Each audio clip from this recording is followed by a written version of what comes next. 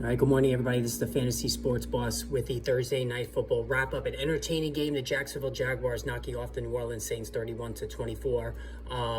Lots of really impressive, impactful fantasy football performances, and also some big duds. Looking at you, Calvin Ridley. Going to go over all of that, of course, today, 5 o'clock Eastern Time. We have the Football Friday live stream, so make sure you tune in for that one.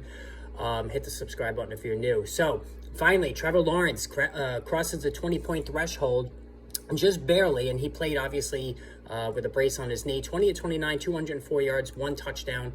He ran for 59 yards. So Trevor Lawrence, he's not considered a dual threat guy, but he really kind of is. He contributes a decent amount on the ground every week. I really liked him coming into the season. He's been disappointed, there's no doubt about it. And even just 20 points when they put up 31, it was disappointing. You want to get more than 20 points from your fantasy football quarterback. But it was a good overall outing for him, and the fact that he's healthy and he's always out there, even if he's banged up, is a good sign. Derek Carr, second straight game that throwing it over 50 times. This is just getting ridiculous. They cannot run the football, the Saints. The amount of passing, it's just completely skewed, and that's why it's not working. Carr, with 55 passes, only threw 1 touchdown and 1 pick. He has been bad. And this is just not a fun team to watch, in terms of Derek Carr's performance. But here's the thing, and this is part of the problem. Alvin Kamara is getting an insane amount of work. Now, if you're an Alvin Kamara owner, you're loving life right now in a PPR league. Now, he didn't run the ball well. 17 carries for 62 yards, 3.6 a pop, but 12 catches for 91 yards. 12. So, twice now he's gone over double digits, and he's had digit catches. Sorry, guys, it's really early in the morning. He's catching 1 million passes out of the backfield. And we saw this with Derek Carr with Josh Jacobs last year. He loves to throw underneath, right? He doesn't like to hang in the pocket and get hit, so he does throw underneath a lot. So it's really jiving well with Kamara. But again, and I've said this about Christian McCaffrey, I said this about Kyren Williams. Alvin Kamara is an aging back. Not that Kyren Williams is, but he's a smaller back. But I'm talking about workload. This is too much workload for Alvin Kamara. He's going to get hurt. Trust me, it's coming. There's just way too many touches for a guy who's aging. And again, and from the very beginning, since he came back after week 3, he has not looked explosive at all. He's mostly a catch and go down guy now. He's not a game breaker anymore. It works for PPR, but in a standard league, it's not, because now you have Jamal Williams back, who had 5 carries for 14 yards. Taysom Hill took a touchdown on his 5 carries. So Kamara's not going to get goal line work. So in a standard league, it's not going to work, right? But in a PPR league, he's going to get a ton of looks. And so as long as he's healthy, this is gonna be a good thing for him. Chris Olave, 7 for 57. Not great.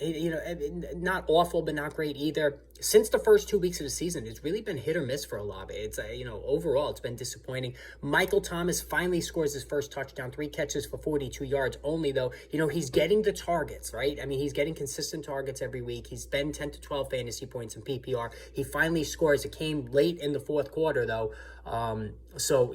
Take that touchdown, that catch away. It was a dud, a complete dud. So again, not going to go crazy over Michael Thomas either. On the Jaguars side, Travis Etienne has been a touchdown machine. And that's part of the problem too with the Jags. They're running the ball in the red zone more than they're throwing it, right? And that's the opposite of what I anticipated happening. So 2 more touchdowns on the ground for Travis Etienne. Only 14 of 53 though, so 3.8.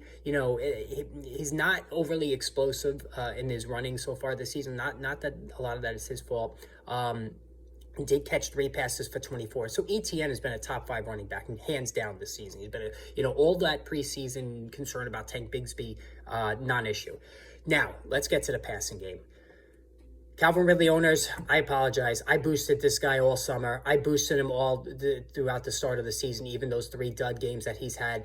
I can't make any excuses anymore. 1 catch for 5 yards.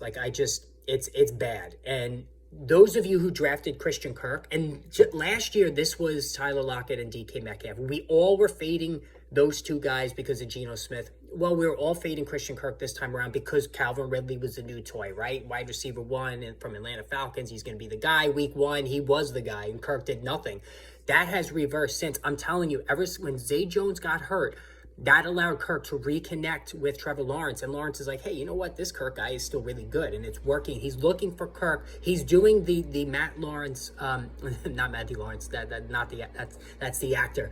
Matthew Stafford My kids were watching that stupid Boy Meets World show. That's why Matthew Lawrence was on my head. The Matthew Stafford to Cooper Kupp treatment, that is what Lawrence is doing now with Christian Kirk. Kirk, 6 for 90 and a touchdown, and I just so happen to be playing him in both of my leagues. So yeah, again, Thursday, I get screwed every Thursday.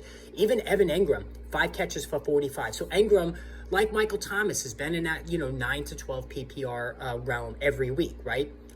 So he's now becoming the second read. Now, if you're a Calvin Ridley owner, you're still committed to him, I think, at least as a flex, right? There's no button selling low. Even for me, and I don't own Ridley, but I really was upset I didn't get him this year. The 2 guys I wanted more than anything I didn't have was Ridley and Olave. Both guys have been, Olave mildly disappointing. Ridley's been just awful. And there's just no excuse for it anymore. All right, guys, hit that subscribe button. Tune in later for the live stream.